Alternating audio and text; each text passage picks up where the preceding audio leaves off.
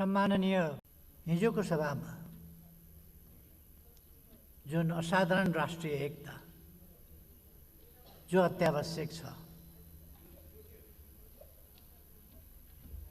आजका हाम्रा अगाडि रहेका विभिन्न चुनौतीहरूको सामना गर्न,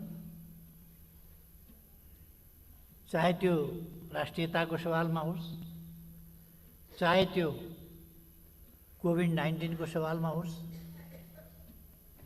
अथवा यसले उत्पन्न गरेका विभिन्न जटिलताहरू, अप्ठ्याराहरूको सन्दर्भमा तिनको सामना गर्न होस्, आज जुन राष्ट्रिय एकता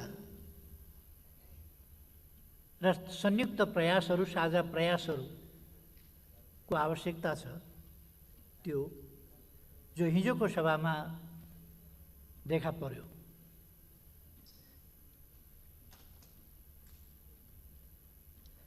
त्यस एकताप्रति म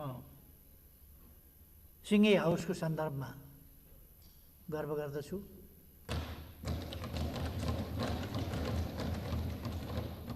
दलीय व्यवस्थामा, पार्लियामेन्ट्री सिस्टम र अभ्यासमा यस्ता एकता, राष्ट्रिय एकता, सुदृढ एकताका परिस्थितिहरू कहिले कहिले मात्रै देख्न पाइने जस्ता हुन्छ। तर हाम्रो पार्लियामेन्ट, हाम्रो संसद यस मामलामा अत्यन्तै गम्भीर छ र परेका बेला राष्ट्रिय समस्याहरूसँग जुझ्न, राष्ट्रका सामु आएका साझा चुनौतीहरूको सामना गर्न हाम्रो संसद जिम्मेवार छ र एकताबद्ध ढङ्गले अगाडि बढ्न तयार हुन सक्छ र एकताबद्ध भएर सिङ्गो देशलाई परिस्थिति अनुसार एकताको बाटोमा अगाडि हाँक्न सक्षम छ भन्ने कुरा यस घटनाले देखाएको छ। म यस सन्दर्भमा सम्पूर्ण संसदमा उपस्थित राजनीतिक दलहरू, त्यसै गरेर सम्पूर्ण माननीय ज्यूहरू प्रति हार्दिक धन्यवाद र आभार व्यक्त गर्न चाहन्छु।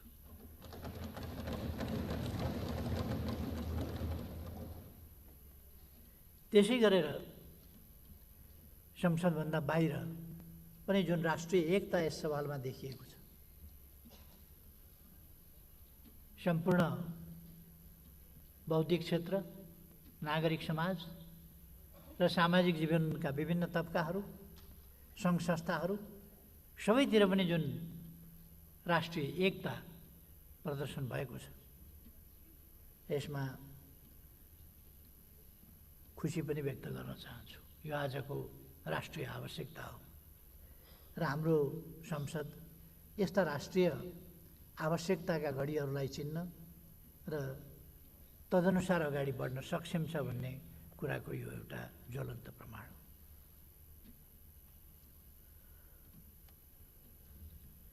अप्ठ्यारो बेलामा राष्ट्र एक हुने, राष्ट्रिय एकता कायम हुने, राष्ट्रिय एकता प्रदर्शन हुने नेपाली चरित्रलाई यसले प्रकट गरेको छ। कहिले कहिले सम्पूर्ण रूपमा त्यो प्रतिबिम्बित हुन नसकेका अवस्थामा पनि राष्ट्रलाई अगाडि बढाउने सन्दर्भमा विभिन्न ढङ्गले त्यो राष्ट्रिय एकता वा राष्ट्रिय एकताकै सेरोफेरोमा त्यसमा व्यवधान, राष्ट्रिय एकतामा व्यवधान नपर्ने गरी वा राष्ट्रिय आवश्यकता, आकांक्षा, जनभावनामा व्यावहारिक रूपमा व्यवधान उत्पन्न नहुने गरी असहमतिहरू कहिले कहिले देखा परेका होलान्। तर त्यस्तो अवस्थामा पनि जनभावना अनुकूल राष्ट्रलाई अगाडि बढ्ने कुरामा व्यवधान नहुने गरीका असहमतिहरू भएका छन्। यस्तो अवस्थामा हामी हाम्रो राष्ट्रियताको सवाल, हाम्रो स्वाधीनताको सवाल, हाम्रो भौगोलिक अखण्डताको सवाल, हाम्रो भूमिको सवाल, हाम्रो भूमिमाथिको न्यायोचित हकको सवाल र त्यो हक स्थापित गर्ने हाम्रा प्रयासहरू यी साझा प्रयास हुन् भन्ने कुरा स्पष्ट छ। र यसै कुरामा यो हिजोको छलफल र प्रस्ताव पारित हुने कुराले यसलाई प्रतिबिम्बित गरेको छ। मैले पहिले पनि उल्लेख गरेको थिएँ, हाम्रा पुर्खाले यो देश लडेर बनाएका हुन्, लडेर बचाएका हुन्। आज हामी अडे मात्रै हामी हाम्रो भौगोलिक अखण्डताको पूर्ण रूपमा स्थापित गर्न सक्छौँ त्यो सत्यलाई। त्यसकारण अड्ने कुरामा आज राष्ट्र जुन एक देखिएको छ र हाम्रो संसद त्यसको प्रतिनिधिको रूपमा, जनताको प्रतिनिधिको रूपमा, यस जनताको सर्वोच्च प्रतिनिधि संस्थाले जुन जनभावनालाई मुखरित र प्रतिबिम्बित गरेको छ, यो धेरै सराहनीय कुरा हो।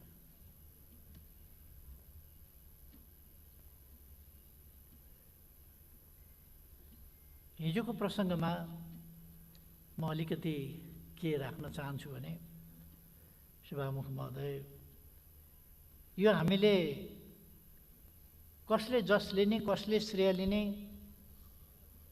कसको देवत्वकरण गर्ने भन्ने विषय हुँदै होइन।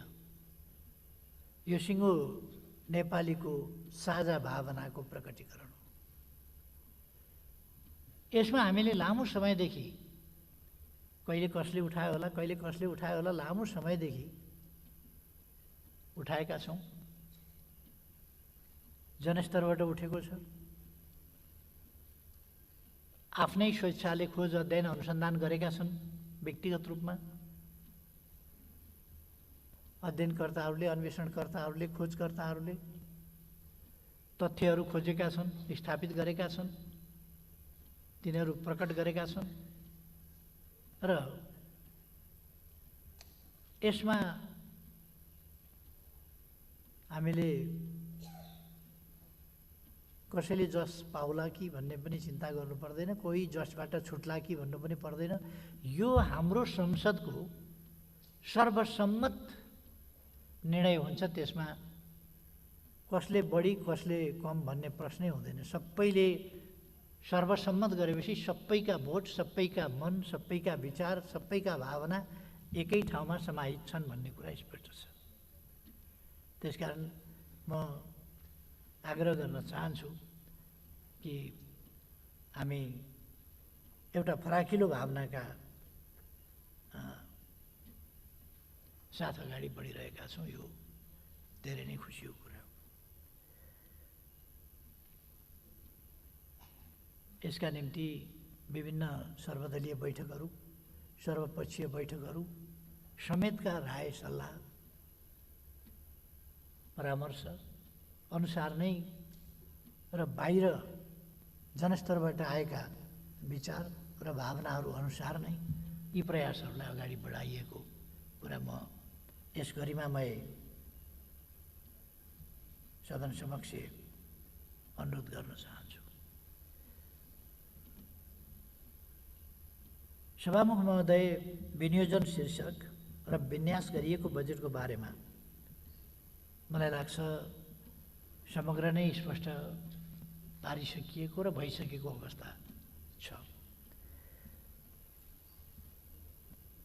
प्रधानमन्त्री कार्यालयको मातहतमा कुन कुन निकाय राख्ने वा नराख्ने भन्ने कुरा, यो जस्ता खालका चर्चाहरू चल्ने गरेका छन्, त्यस्तो होइन कि यसमा चर्चा चल्ने गरेका छन् यो शक्ति केन्द्रित गर्न खोजिया हो कि भन्ने।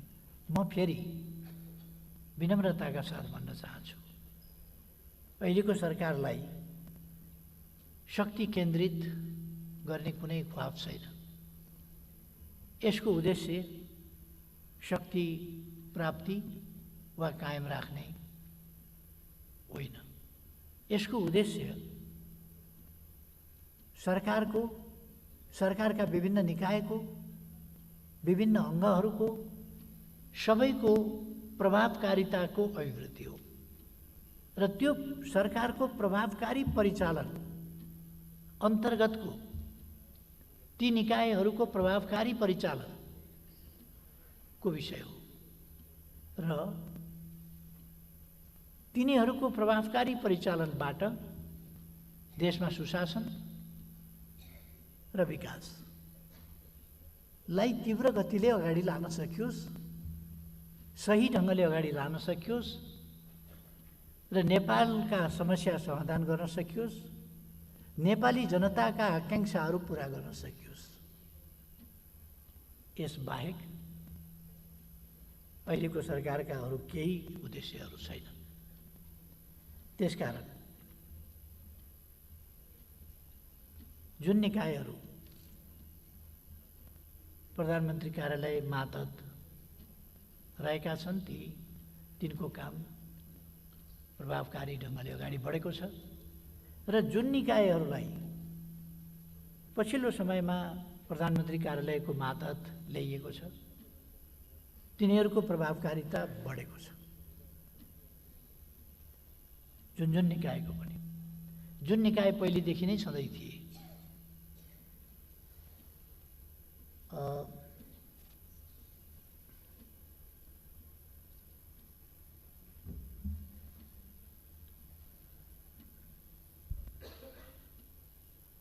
हाल राष्ट्रिय अनुसन्धान विभाग, राजस्व अनुसन्धान विभाग, सम्पत्ति शुद्धिकरण विभाग, राष्ट्रिय सतर्कता केन्द्र, सार्वजनिक खरिद अनुगमन कार्यालय लगायतका निकाय प्रधानमन्त्री तथा मन्त्री परिषदको कार्यालय अन्तर्गत ल्याइएका छन्।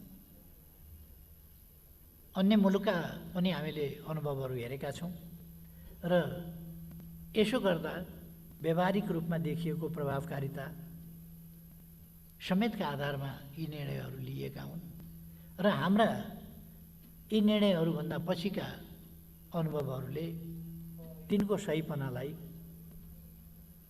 पुष्टि गरेको छ। त्यसकारण म सम्माननीय सभामुख महोदय मार्फत सबैमा अवगत गराउन चाहन्छु, यो अरू हिसाबले होइन, यसको प्रभावकारिताको हिसाबले राखिएको र प्रभावकारिता बढेको छ। सभामुख महोदय, यति बेला हाम्रो बजेट, हाम्रो नीति कार्यक्रम पनि स्वाभाविक रूपमा कोभिड-19बाट प्रभावित छ र त्यसै गरी बजेट पनि कोभिड-19बाट प्रभावित छ। हामीले यसबाट पृथक रहेर न नीति कार्यक्रम बनाउन सक्छौँ, न कुनै गतिविधि गर्न सक्छौँ, न बजेट बनाउन सक्छौँ र हामीलाई हाम्रो देशको आर्थिक अवस्था, हामी भर्खर विकासको बाटोतर्फ अगाडि बढ्दै थियौँ। हामीले आधार वर्ष भन्यौँ, त्यसपछि अब अगाडि बढ्ने वर्ष भन्यौँ, तर यसमा अगाडि बढ्ने बित्तिकै हाम्रा निम्ति मात्रै होइन, यो विश्वव्यापी रूपमै विश्वकै लागि एउटा भयानक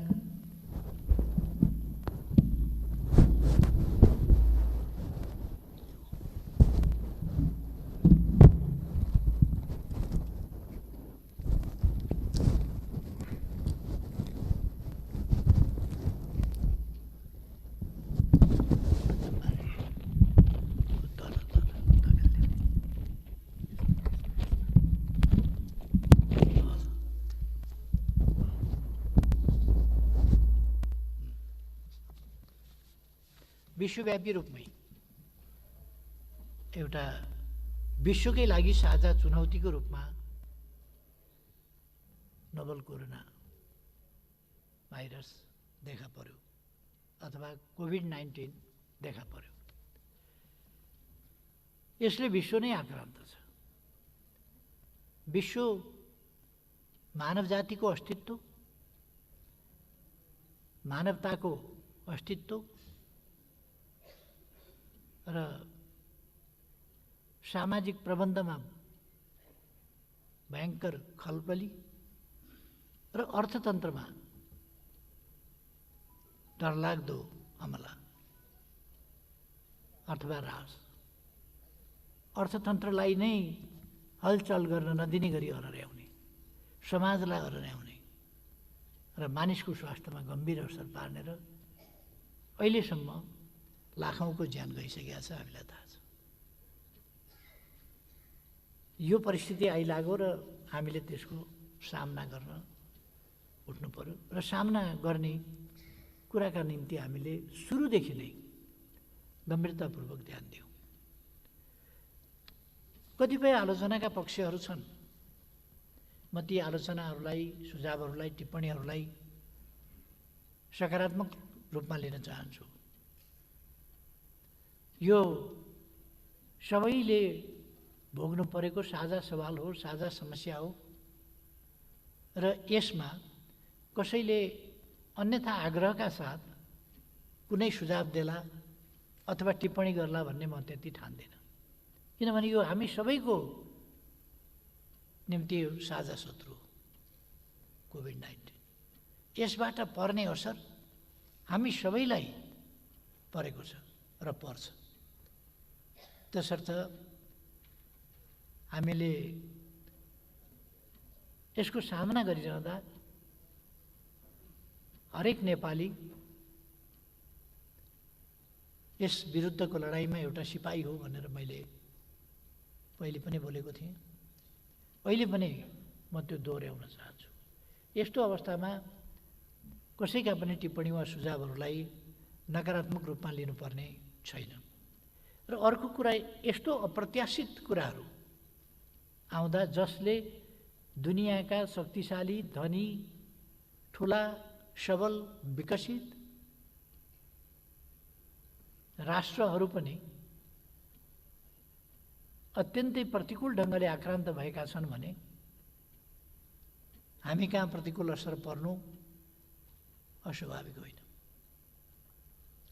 र त्यस प्रतिकूल असरको सामना गर्न, त्यसलाई न्यून गर्न, त्यो भरसक प्रवेशै गर्न नपाओस् भन्न, प्रवेश गर्यो भने त्यसले बढ्न नपाओस् भन्न, यी सब कुराका निम्ति हामीले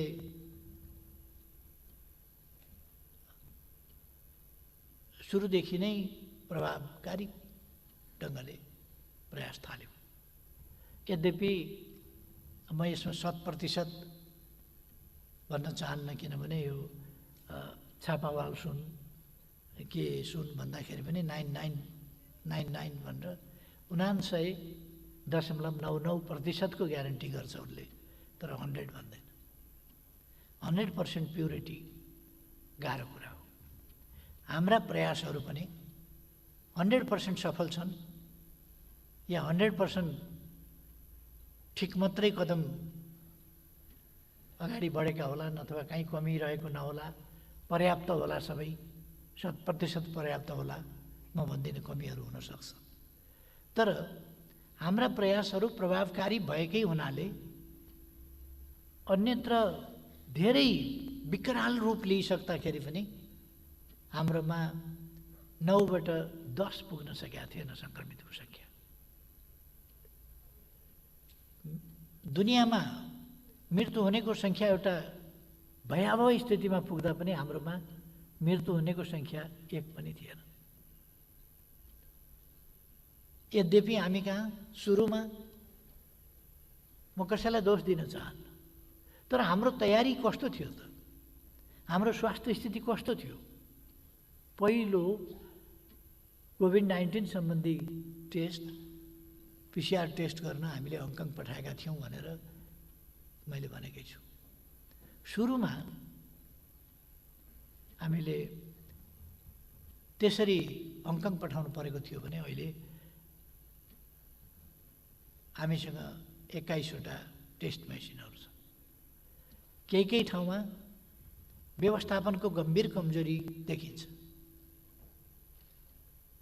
त्यही एउटै प्रदेशमा मेसिन एक ठाउँ गएको छ, मेसिनको पार्ट्स अर्को ठाउँ गएको छ र त्यो दुईटालाई जोड्न महिनौसम्म त्यो जोड्ने काम भएको छैन। त्यस्ता खालका कमीहरू कहीँ देखिएका छन्। मेसिन छ तर त्यसलाई चलाइएको छैन। यस्ता खालका कमीहरू देखिएका छन् जसलाई हामी चुस्त दुरुस्त गर्दैछौँ। हामीले सुरुदेखि नै अत्यन्तै सावधानी साथ लकडाउनको नीति लियौँ। लकडाउनको नीतिले यो कतिवटा घटना कस्तो हुन्छ भने घट्यो भने देखिन्छ, त्यो घटना घटेन भने देखिँदैन। कोही बिरामी नपरेपछि त केही पनि भएको देखिएन, कोही कसैको मृत्यु नभएपछि केही पनि भएको देखिएन। त्यसकारण भयो के त भनेर देखिन्छ। केही नहुनु नै ठुलो कुरा हो।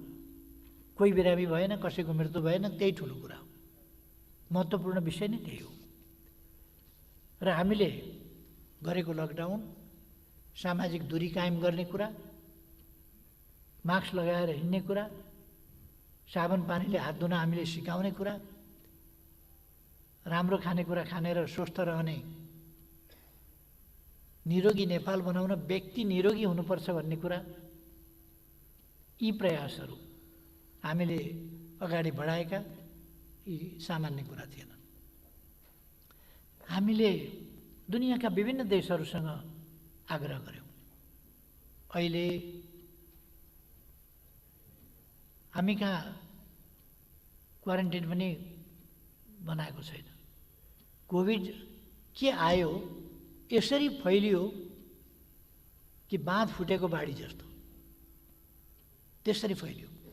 त्यस स्थितिमा लाखौँ मान्छेका लागि क्वारेन्टाइन तयार गर्नु, 50,000 मान्छेलाई विश्व स्वास्थ्य सङ्गठनको मापदण्ड अनुसारको क्वारेन्टाइनमा राख्नका लागि कति क्षेत्रफल चाहिन्छ, कति रकम चाहिन्छ, हामी विचार गर्न सक्छौँ। एउटा सरदर हाम्रा सहरको जनसङ्ख्या 50,000 छ। त्यो सहरमा त मान्छे खाँदिएर बसेका हुन्छन्। क्वारेन्टाइन खाँदिएर राख्न मिल्दैन। दूरी, सामाजिक दूरी कायम राखेर परिवारले एउटा शौचालय प्रयोग गरिराखेका हुन्छ। तर क्वारेन्टाइनमा त्यसो गर्न मिल्दैन।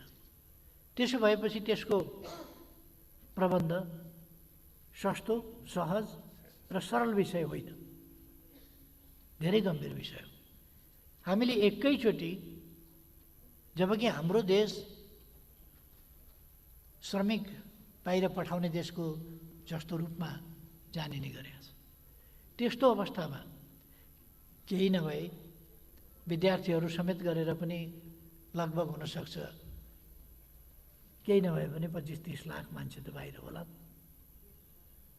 जब 25-30 लाख मान्छे बाहिर छन् भने एकैचोटि फर्किँदा र भारतमा जान पासपोर्ट चाहिँदैन, त्यहाँका 5-7 लाख 8-10 लाख मान्छे फर्किँदा अवस्था कस्तो होला।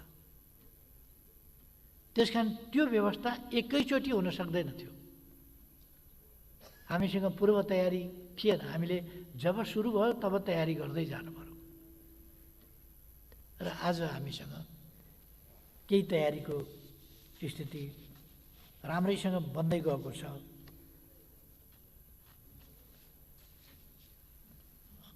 यसमा म आग्रह गर्न चाहन्छु, यो यस्तो विषय, यो महामारी जस्तो विषय, यो दलीय विषय होइन, यो मानवीय विषय हो। त्यसकारण यसलाई हामीले दलीय हिसाबले होइन, मानवीय हिसाबले, यो सरकारको मात्रै विषय होइन, यो सामाजिक विषय हो। यो सत्ताधारी दलको मात्रै विषय होइन, सत्ता पक्ष प्रतिपक्ष यसले भन्दैन, त्यसले छुट्याउँदैन।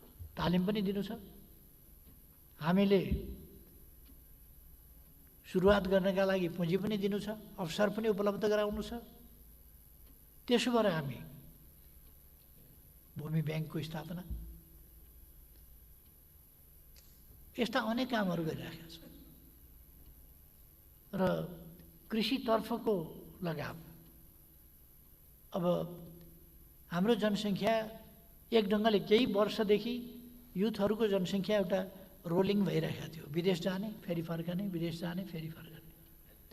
अब विदेश जाने कम, फर्कने बढी र यो सङ्ख्या यसै पनि लाखौँको सङ्ख्यामा अहिले हामीले हेऱ्यौँ भने भारतबाट आउने यो जेठ महिनाको मात्रै हेऱ्यौँ भने 2 लाखभन्दा बढी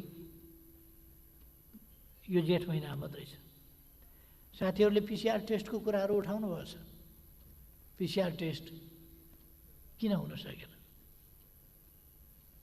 दिनमा हामीले 4500 देखि 5000 पिसिआर टेस्ट दैनिक गर्न सक्ने सम्मको क्यापेसिटी बढाएका छौँ। तर आउनेहरूको सङ्ख्या के छ भन्दा पहिले त 20,000 18,000 थियो, अहिले पनि 7-8,000 9,000 दैनिक आउनेको सङ्ख्या छ। जब 4500 देखि 5000 मात्रै त्यो हाम्रो क्षमता विकास गर्न सकिएको छ भने टेक्निसियनको पनि कुरा छ, किट्सको पनि कुरा छ, अरू चिजको पनि कुरा छ। सुरुमा त यस्तो हाहाकार भयो, दुनियाँमा त्यस स्तरमा छँदै छैन, उपलब्धै छैन, पाइँदैन, किनभने कसैले पनि त्यस्तो तयारी गरेको थिएन। यति धेरै बिग्छ, यति धेरै महामारी आउँछ, यति धेरै यसको आवश्यकता पर्छ भन्ने कसैले अनुमान पनि गरेको थिएन र कसैले उत्पादन पनि गरेका थिएन। त्यो उत्पादनै नगरेको स्थितिमा हामीले मात्रै पाउने कुरा भएन, अझ बलिया देशहरूले त बिचबिचमा तानेर लाने पनि स्थिति भयो। हामी त्यसो गर्न सक्दैनौँ। त्यसकारण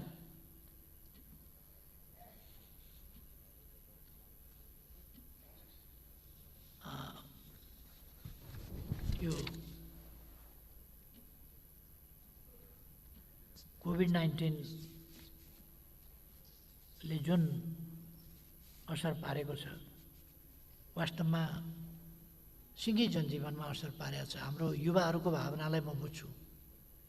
युवाहरूले जुन एउटा असहजता आफूले भोग्नु परेको कुराहरू प्रकट गरिरहनु भएको छ, त्यो बुझ्छु म। र म सरकारको तर्फबाट उहाँहरूलाई पनि भन्न चाहन्छु, सरकारले उहाँहरूका समस्याहरू बुझेको छ र सरकार ती समस्या समाधान गर्न प्रयत्नशील छ। तर यो समस्या यसरी भयावह ढङ्गले चौतर्फी रूपमा आक्रमण गरेर एकैचोटि आइलाग्यो, त्यस समस्याको समाधान सहज सरल छैन। यो एउटा कुरासँग, इच्छा शक्तिसँग मात्रै सम्बन्धित छैन, यो पुँजीसँग सम्बन्धित छ, सामानको उपलब्धतासँग, त्यो ल्याउने प्रक्रियासँग, त्यसका अनेक पक्षहरू छन्। यस सम्बन्धमा एउटा कुरा म भन्न चाहन्छु। कतिपय साथीहरूले यसमा अनियमितता भयो भन्ने सुनेका कुराहरूलाई उठाउनु भएको छ। कतिपयले यस्तो भन्ने एउटा रुचि पनि राख्नुहुन्छ बाहिरतिर, यो अनियमितता भयो भन्ने, जेमा पनि अनियमितता भयो भनेर लाञ्छित गर्ने खालका प्रवृत्तिहरू पनि देखिन्छ। म त्यो प्रवृत्तिमा नभग्न सभामुख महोदय मार्फत मान्यजीहरूलाई आग्रह गर्न चाहन्छु, कहीँ कतै यदि अनियमितता भएको छ भने यस सरकारले कुनै प्रकारको अनियमितता, अपारदर्शिता, भ्रष्टाचार जस्ता कुराहरूलाई सहँदैन, त्यस्तोमा कारबाही गर्छ नै। त्यस्तोमा छानबिन गर्छ, कारबाही गर्छ, कानुनको कठघरामा उभ्याउँछ र दोषी पाइएमा दण्ड गर्छ नै। म मान्यजीहरूलाई ढुक्क रहन आश्वस्त पार्न चाहन्छु।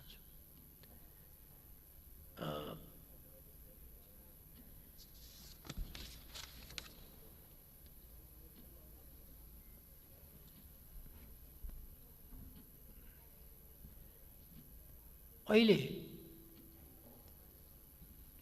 कतिपय मान्यजीहरूले प्रश्न पनि उठाउनु भएको छ कि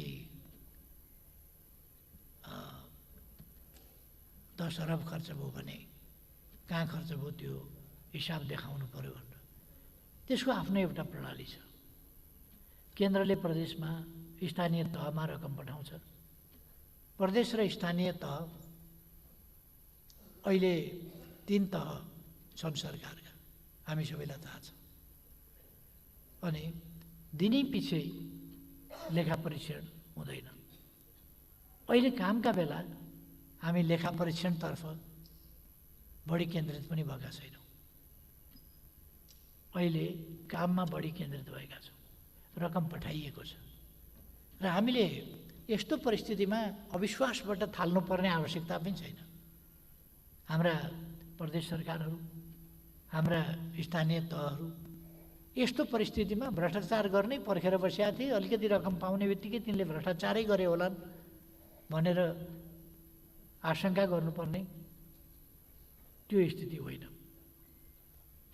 अहिले स्थानीय तहहरू जुन दुःखका साथ, जुन मेहनतका साथ, जुन कष्टका साथ जसरी फिल्डमा काममा लागेका छन् कोभिड-19 का विरुद्ध लड्न र जनतालाई राहत, सहयोग, सहुलियत, सुविधा पुर्याउनका लागि, यो आकस्मिक रूपमा आइलाग्यो। पहिलेको अनुभव थिएन। लामो समयपछि स्थानीय निकायको निर्वाचन भएको 20औं वर्षपछि पहिलो जनप्रतिनिधिको अभ्यास गर्ने धेरै हुनुहुन्छ।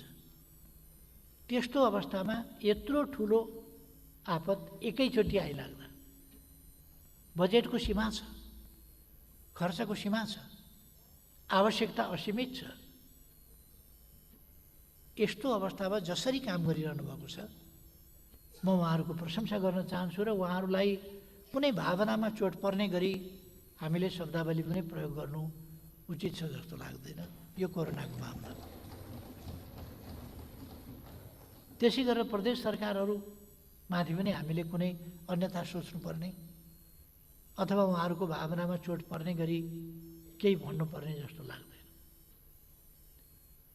हामी उहाँहरूलाई विश्वासबाट काम थालेका छौँ र उहाँहरूले असाधारण ढङ्गले काम गर्नुभएको छ। खास गरी स्थानीय तहहरूको काम गराई कसरी धान्न भएको होला हामी अनुमान गर्न सक्छौँ। जहाँ दैनिक एउटा नाकामा पनि 5-7 हजार, 2-4 हजार, 5-7 हजार मान्छे थपिएका छन्। त्यसलाई बसाउने कहाँ, खुवाउने कहाँ? घर पठायो भने कम्युनिटी ध्वस्त होला भन्ने डर। क्वारेन्टिनमा राख्दा क्वारेन्टिनको उपयुक्तता कसरी बनाउने, त्यो कुराको समस्या। यी समस्याहरूका बीचमा, मान्छेहरूका आक्रोशका बीचमा, असन्तुष्टिका बीचमा स्थानीय तहहरू कसरी काम गरिरहेका होला, स्थानीय जनप्रतिनिधिहरू कसरी काम गरिरहेका होला। उहाँहरू त PCR टेस्ट नगरेका मान्छेहरूका बीचमा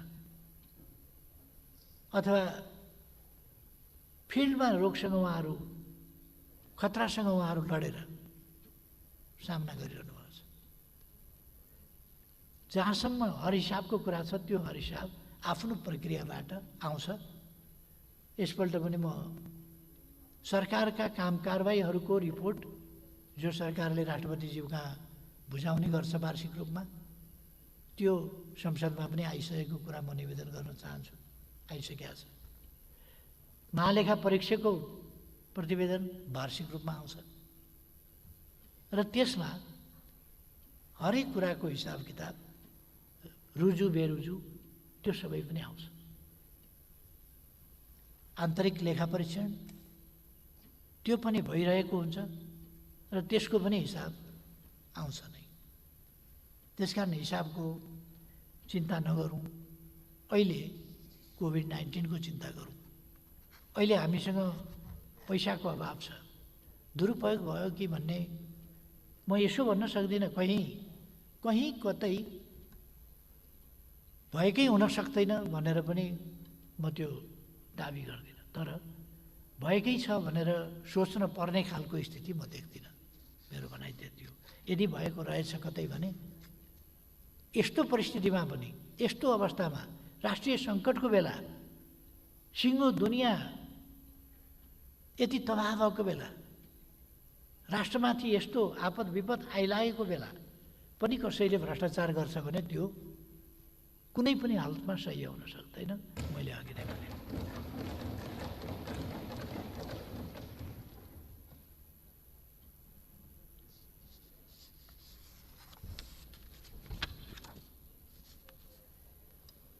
कतिपय साथीहरूले प्रश्न छलफलका क्रममा उठाउनु भएको पनि मैले सुने कि योजना आयोगको के काम छ भनेर। योजना आयोगले यसबीचमा 3 वर्षका लागि प्रक्षेपण, 3 वर्षका लागि योजना, पञ्चवर्षीय 15औं पञ्चवर्षीय योजना तयार गरेको छ र सरकारले लिएको समृद्ध नेपाल, सुखी नेपालीको राष्ट्रिय आकाङ्क्षालाई कसरी पुरा गर्ने, तिनका मापदण्ड के हुन्, तिनका केलाई भन्ने समृद्धि, केलाई भन्ने सुख, कहाँ पुग्यो भने समृद्ध हुन्छ, कहाँ पुग्यो भने सुख हुन्छ, देखि लिएर यस्ता मसिनो गरी आफ्ना ढङ्गले आफ्नो अनुगमन, मूल्याङ्कन, समीक्षा, प्यारामिटर्सहरू तय गरेर ती कामहरू गरिरहेका छन्। योजना ब्याङ्कहरू स्थापना गरेर योजना ब्याङ्क मार्फत कुन कुन योजना हाम्रा कतिवटा कस्ता योजना हुन सक्छन्, कुन कुन सेक्टरका योजना हुन सक्छन्, ती योजना ब्याङ्कहरू त्यसरी स्थापना गरेर अगाडि बढेको छ। योजनाबद्ध ढङ्गले अनुगमन गरेर अगाडि बढेको छ र अत्यन्तै व्यवस्थित ढङ्गले बढेको छ योजना आयोग अगाडि। त्यसकारण म साथीहरूलाई भन्न चाहन्छु,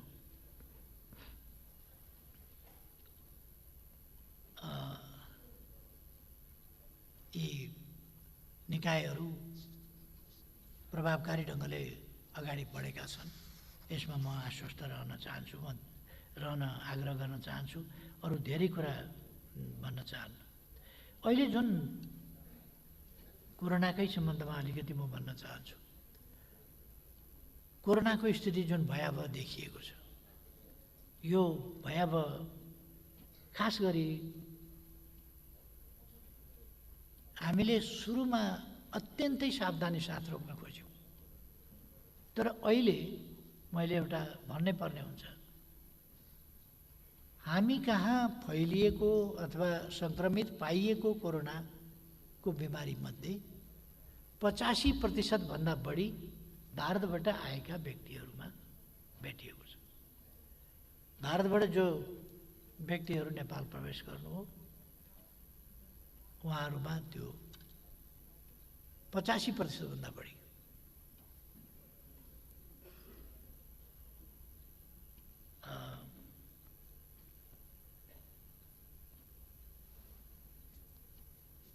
यसले गर्दाखेरि हाम्रोमा एउटा बाढी जस्तो आयो, जो सङ्क्रमितकै सङ्ख्या एकैचोटि पिसिआर टेस्ट गर्नु पर्यो, एकैचोटि आरडिटी टेस्ट गर्नु पर्यो। आरडिटीमा अलिकति पोजिटिभ देखियो भने त झन् पिसिआर नगरी भएन। लक्षण देखिएको नदेखिएको सबैलाई क्वारेन्टाइनमा राख्नु पर्यो, टेस्ट गर्नु पर्यो, टेस्ट गरे पनि क्वारेन्टाइनमा राख्नु पर्यो। लक्षण देखिएन भने पनि केही समय यसले व्यापक अस्तव्यस्तता त हुने हो।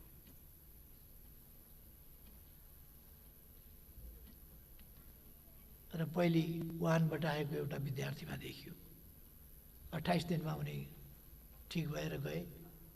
त्यसपछि कोरोना मुक्त एउटा देखिएको त्यो कोरोना मुक्त भयो। त्यसपछि फेरि चैत 12 गते अर्को खाडी मुलुकबाट आएकामा देखियो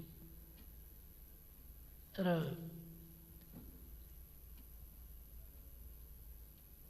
चैत 22 गते कैलालीमा अर्को सङ्क्रमण पुष्टि भयो। जेठ 27 सम्ममा अहिलेसम्ममा हामी सबैलाई थाहा भइसकेका पनि कुरो छ। यो हिजोको डाटा अनुसार 4085 जनामा कोभिड-19 सङ्क्रमण भएको देखिएको छ। 584 सङ्क्रमण मुक्त भएर घर फर्केका छन्। सङ्क्रमण मुक्त भएर घर फर्किने निको हुनेको सङ्ख्या राम्रो छ र जसको 15 जनाको निधन भएको छ त्यो कोरोनाकै कारणले मात्रै होइन, कतिपय अरू कारणहरूले अत्यन्त सिकिस्त भएका व्यक्तिमा कोरोना सरेको अथवा बाँच्ने स्थिति नरहेका व्यक्तिमा कोरोना सरेको र पहिले उपचाररत रहँदाखेरि कोरोना फेला नपरेको तर निधन भएपछि जाँच्दाखेरि कोरोना पुष्टि भएको खालका स्थिति पनि हुन् र बाँच्नेहरूको सङ्ख्या, निको हुनेहरूको सङ्ख्या, उपचारबाट घर फर्किनेको सङ्ख्या धेरै राम्रो छ र यो सङ्ख्या फेरि म भन्छु कि यो कोरोनाको कारणले मात्रै 15 जनाको निधन भएको छैन। यसको अर्थ नेपालीहरूमा प्रतिरोध क्षमता धेरै राम्रो छ र नेपालमा मृत्यु हुनेको सङ्ख्या सङ्क्रमितको तुलनामा अरू देशको तुलनामा पनि मृत्यु हुनेको सङ्ख्या ठुलो हुने छैन, त्यो अलिक सानै हुन्छ र हामीले त्यसका निम्तिको पनि प्रबन्ध चाहिँ नि अगाडि बढाएका छौँ। मृत्यु हुन नपाओस् भन्ने कुरामा पनि हामीले ध्यान दिएका छौँ। एउटा त प्रतिरोध क्षमता राम्रो छ, दोस्रो चाहिँ उपचारको प्रबन्ध पनि राम्रो छ। जसमा सङ्क्रमण पाइएको छ त्यसमा नेपालमा 4085 जनामा कोभिड-19 सङ्क्रमित पाइएको छ भने विदेशमा विभिन्न मुलुकमा भने 14,454 जनामा गैर आवासीय नेपालीहरूमा सङ्क्रमण पाइएको छ अथवा विदेशमा रहने नेपालीहरूमा ठुलो सङ्ख्यामा सङ्क्रमण पाइएको छ। 4085 जना र 14,454 जना, यो ठुलो अन्तर छ। अहिले पनि बाहिर सङ्क्रमितको सङ्ख्या ठुलो छ। नेपालमा विभिन्न कारणले कोरोना समेत विभिन्न कारणले 15 जनाको निधन भएको छ भने बाहिर 13वटा मुलुकमा गरेर 127 नेपालीको मृत्यु भएको छ। बाहिर मृत्यु हुनेको सङ्ख्या ठुलो छ।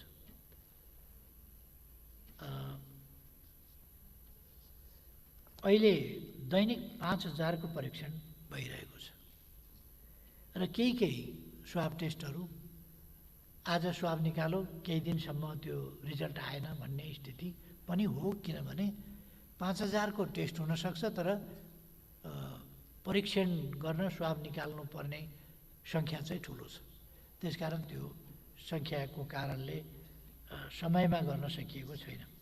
यस सम्बन्धमा थप पिसिआर मेसिनहरू ल्याउने, किट्सहरू पर्याप्त मात्रामा ल्याउने र यस प्रकारको बाँकी नरहने तत्काल गर्न सकिने खालको नयाँ प्रविधि युक्त पनि ल्याउने, यस्ता प्रयासहरू तीव्रताका साथ सरकारले गरिरहेको छ र विभिन्न देशहरूबाट ल्याउनका लागि अर्डर पनि गरिरहेको छ। त्यसकारण यो निकट भविष्यमा अहिलेको वर्तमान अवस्थाको जुन कठिनाइ हो त्यसमा परिवर्तन ल्याउनेतर्फ सरकारको ध्यान एकदमै दह्रो गरी केन्द्रित भएको छ। अहिलेसम्म हामीले पिसिआर प्रविधिबाट 1,06,330 को परीक्षण गरेका छौँ भने आरडिटी प्रविधिबाट 1,66,158 को परीक्षण गरेका छौँ। मैले अघि नै भने थप आधुनिक उपकरणहरू पिसिआर र त्यो पनि अझ लेटेस्ट प्रविधिको र छिटो गर्न सकिने त्यो कुराहरू ल्याउने, त्यसमा हाम्रो ध्यान गएको छ र त्यसमा कदम हामीले चालिराखेका छौँ।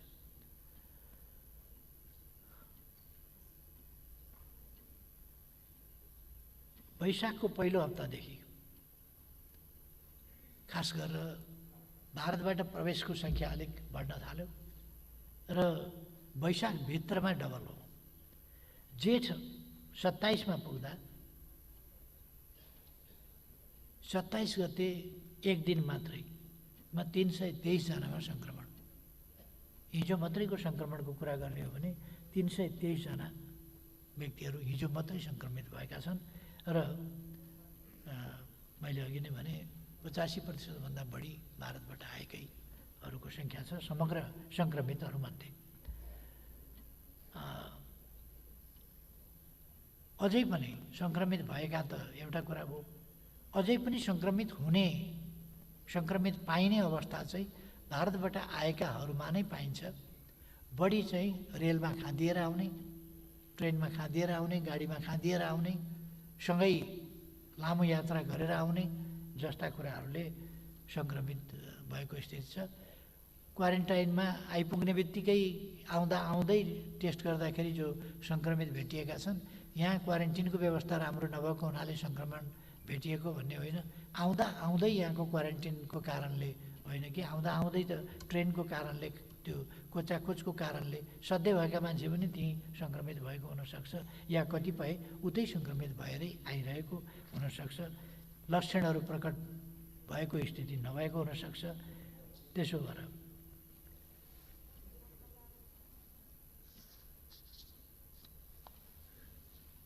भारतबाट आउनेहरूको सङ्ख्या वैशाखमा 7,478 थियो भने त्यसपछि अहिलेसम्म अब जेठमा 2,22,654 व्यक्ति नेपाल प्रवेश गरेका छन्।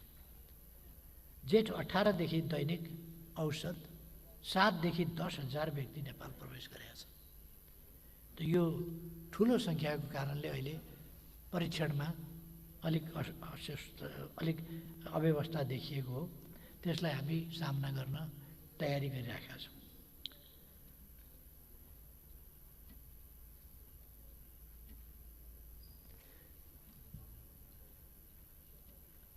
सङ्क्रमण भएका क्षेत्रबाट आउने व्यक्तिहरूलाई 14 दिनसम्म छुट्टै राख्न हाल मुलुकभर 3,767 स्थानमा कुल 2,35,596 बेड सङ्ख्यासहित क्वारेन्टिन व्यवस्था गरिएको छ। हाल यी क्वारेन्टिनमा 1,65,775 व्यक्तिहरू रहेका छन्। विदेशबाट आउने व्यक्तिहरूको सङ्ख्याका आधारमा आवश्यकता अनुसार बेड सङ्ख्या थप गर्दै लगिएको छ। क्वारेन्टिनका सेवामा गुणस्तर कायम राख्न यस सम्बन्धी मापदण्ड लागू गरिएको छ र यसलाई मापदण्डलाई कडाइका साथ कार्यान्वयन गर्ने दिशामा सरकार लागिरहेका छ। कतिपय ठाउँमा अझै पनि मापदण्डको स्तर अलिक पुग्न सकेका छैन, किनभने यो सङ्ख्या अचानक थपिएको सङ्ख्या र त्यसका निम्ति गर्नुपर्ने व्यवस्थाका बिचमा आवश्यकता र सामर्थ्यका बिचको ग्याप, त्यसले गर्दाखेरि अलिकति कमीहरू रहेका छन्। यो लापरवाहीको कारणले होइन, यो परिस्थितिको कारणले यस्तो भएको हो भनेर म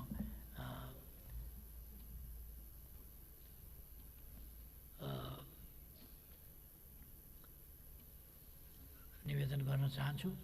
र क्वारेन्टिन मापदण्ड अनुसार सञ्चालन भए नभएका कुराहरूमा अनुगमन गर्नका लागि, सुपरिवेक्षण गर्नका लागि पठाइएको छ प्रदेशबाट, सङ्घबाट, र त्यसलाई आवश्यकता अनुसार सुधार पनि गर्दै लगिएको छ। यसको अहिले मुलुकमा सार्वजनिक र निजी अस्पतालमा गरेर 26,930 सामान्य शय्या छन्। 76 साल चैत 11 सम्म विभिन्न अस्पतालहरूमा 770 भेन्टिलेटर रहेकामा हाल 900 पुर्याइएको छ।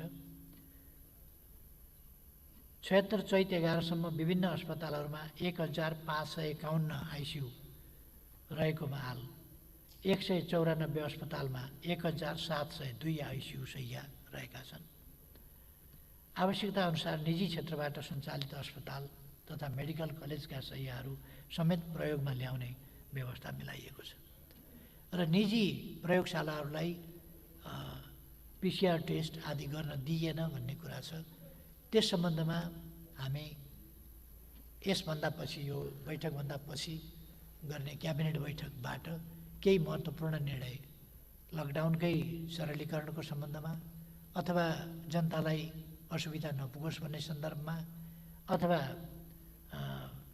निजी क्षेत्रलाई अरू यो टेस्टहरू गर्न दिइयोस् भन्ने सन्दर्भमा अथवा शिक्षा क्षेत्रका विद्यार्थीहरूले, कलिला बालबालिकाहरूले, किशोर किशोरीहरूले, युवाहरूले झेल्नु परिरहेका समस्याहरूको समाधान कसरी गर्छौँ र शिक्षा क्षेत्रलाई कसरी सहज बनाउन सकिएला अथवा कमसेकम असहजतालाई न्यून गर्न सकिएला, त्यस सन्दर्भमा पनि यसपछि बस्ने मन्त्री परिषदको बैठकले निर्णय गर्दैछ। र हामी थुप्रै कुराहरूलाई समयानुकूल ढङ्गले सहजीकरण गर्ने र कतिपय साथीहरूले, पार्टीहरूले सुझाव पनि दिनुभएको छ, ज्ञापन पत्र बुझाउनु भएको छ। त्यसअनुसार ती कुराहरूलाई पनि ध्यानमा राखेर कसरी अवस्थामा अनुकूल परिवर्तन ल्याउन सकिन्छ। खालि क्वारेन्टाइनको मात्रै कुरा होइन, खालि उपचारको मात्रै कुरा होइन, खालि आइसियुको मात्रै कुरा होइन, खालि भेन्टिलेटरको मात्रै कुरा होइन, तर सामाजिक जीवनका विभिन्न क्षेत्रहरूलाई सहज बनाउने तर्फ पनि कसरी काम गर्न सकिन्छ, यस सम्बन्धमा पनि अहिले केही समयपछि बस्ने मन्त्री परिषदको बैठकले थप ठोस निर्णयहरू गर्नेछ। र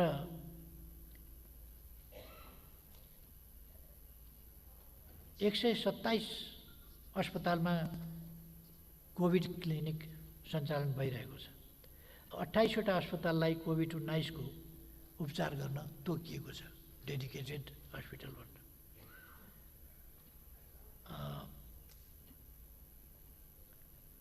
सबैको जानकारीका लागि पनि यो म भन्न चाहन्छु, उपत्यकामा शुक्रराज ट्रपिकल अस्पताल, पाटन अस्पताल र शस्त्र प्रहरी अस्पताललाई डेडिकेटेड कोभिड अस्पतालका रूपमा तोकिएको छ। वीरेन्द्र सैनिक तथा प्रहरी अस्पताललाई डेडिकेटेड कोभिड अस्पतालका रूपमा आवश्यकता अनुसार प्रयोग गर्न सक्ने गरी पूर्वाधार विकास गरिएको छ। यी कुराहरूको सुविधा लिन जनताले सक्ने स्थिति बनेको छ।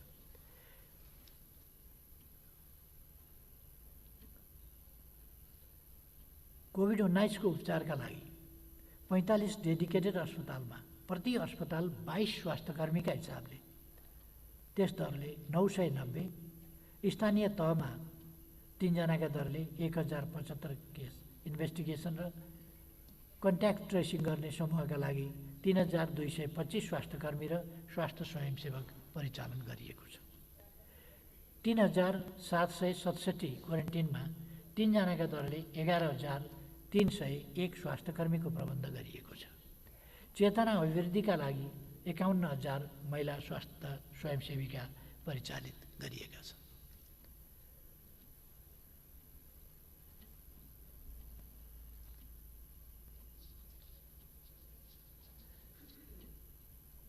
संक्रमण पुष्टि भएका व्यक्तिहरूलाई स्वास्थ्य सम्बन्धी निगरानी तथा स्वास्थ्य सेवा उपलब्ध गराउने प्रयोजनका लागि मुलुकभर 2076 चैत 11 सम्म विभिन्न अस्पतालहरूमा 1368 आइसोलेसन बेड रहेकोमा हाल 6671 आइसोलेसन बेड स्थापना गरिएको र यसमा 3260 सङ्क्रमित व्यक्तिहरू रहेका छन्।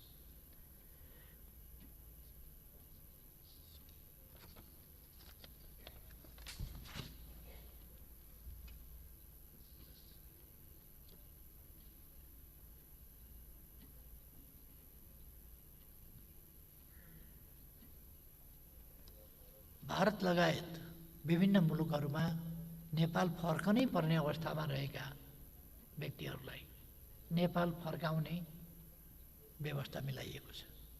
क्रमशः फर्काउँदै जाने हो र कतिपय ठाउँमा शब ल्याउन नसकिएको अवस्था थियो, त्यसलाई ल्याउने जस्ता प्रबन्धहरू पनि मिलाइँदै गएको छ। एकैचोटि ल्याउने ठुलो सङ्ख्यालाई एकैचोटि ल्याउँदाखेरि क्वारेन्टाइन आदिका समस्याहरू म्यानेज गरिहाल्न नसक्ने भएको हुनाले अव्यवस्थित ढङ्गले जाने भन्दा व्यवस्थित ढङ्गले जानुपर्छ भन्ने कुराहरू हामीले राख्नुपर्छ भन्ने मलाई लाग्छ। त्यसै गरी हामी त्यसको व्यवस्था गर्दैछौँ। छलफलका क्रममा कतिपय मान्यज्यूहरूले उठाउनु भएको छ, यो तहका मान्छेहरू पनि करप्सनमा संलग्न देखिनु अनौठो हो भनेर।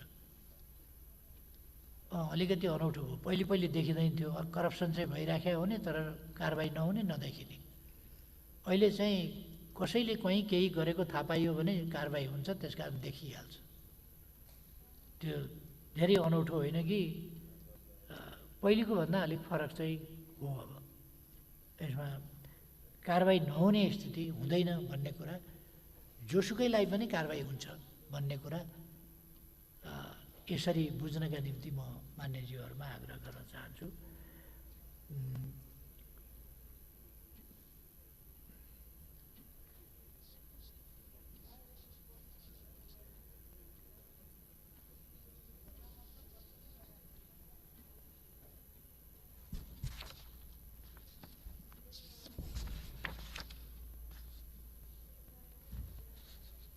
र म अरू धेरै कुरा भन्ने भन्दा पनि जुन राष्ट्रिय समस्याहरू हुन् त्यसमा सरकारको गम्भीरताका साथ ध्यान गएको छ। सुशासन, भ्रष्टाचार नियन्त्रणका मामलामा, शान्ति सुव्यवस्था कायम गर्ने मामलामा। र म भन्न चाहन्छु संसदले पनि यी विषयहरूलाई अत्यन्तै गम्भीरताका साथ लिएको छ। त्यसकारण संसदले समय समयमा सरकारको ध्यान आकर्षण गरेको छ, सरकारलाई घचघच्याएको छ। म धन्यवाद भन्न चाहन्छु। मान्यज्यूहरूले त्यसै गरी घचघच्याउनु भएको छ, म धन्यवाद भन्न चाहन्छु। र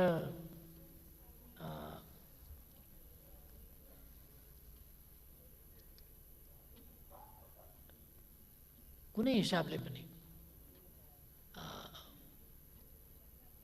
भ्रष्टाचार हुन नदिने त्यो प्रतिबद्धतामा साथीहरू आश्वस्त हुनुहुन्छ सरकारसँग भन्ने मलाई विश्वास छ।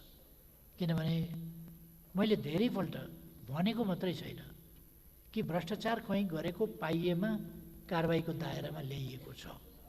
यो कुरा साथीहरूले चाहिँ देख्नै भएको छ। अब अरू धेरै कुरा भन्नुभन्दा विनियोजन उपयुक्त ढङ्गले भएको छ। प्रधानमन्त्री कार्यालय अन्तर्गतका निकायहरूमा विनियोजन ठिकै ढङ्गले भएको छ, उपयुक्त ढङ्गले भएको छ। र तिनको कामको प्रभावकारिता अघि नै मैले भने ठिकै ढङ्गले अगाडि बढेको छ। र छलफलका क्रममा मान्यज्यूहरूले उठाउनुभएका प्रश्न, जिज्ञासा वा दिनुभएका सुझावहरूको सेरोफेरोमा मैले अहिले विचारहरू प्रस्तुत गरेँ। यदि मान्यज्यूहरूका कुनै जिज्ञासाहरू भएमा फेरि पनि मैले स्पष्ट पार्ने नै छु। धन्यवाद।